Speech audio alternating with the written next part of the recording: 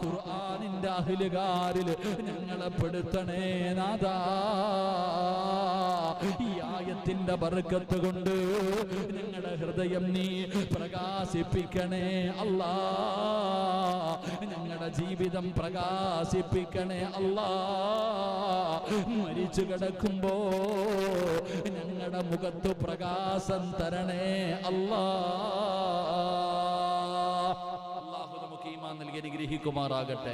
മഹാനായ നബി മുഹമ്മദ് മുസ്തഫ സല്ലല്ലാഹു അലൈഹി വസല്ലമ തങ്ങളോട് ജിബ്രീൽ എന്ന് പറയുന്ന മലക്ക് പറഞ്ഞു കൊടുത്ത്, നബിയെ ശബ്ദം കേട്ടത് എന്തെന്നറിയോ? ഒരു മലക്ക് വന്നിട്ട് അതാ ഒരു കവാടം തുറന്നു. ആകാശത്ത് നിന്നൊരു കവാടം തുറന്നിട്ട് ഒരു മലക്ക് സലാം പറഞ്ഞു. എന്നിട്ട് പറഞ്ഞു, ഇന്ന് വരെ അങ്ങയുടെ മുമ്പുള്ള ഒരു പ്രവാചകന്മാർക്കും കൊടുക്കാത്ത ഒരു സമ്മാനം. രണ്ട്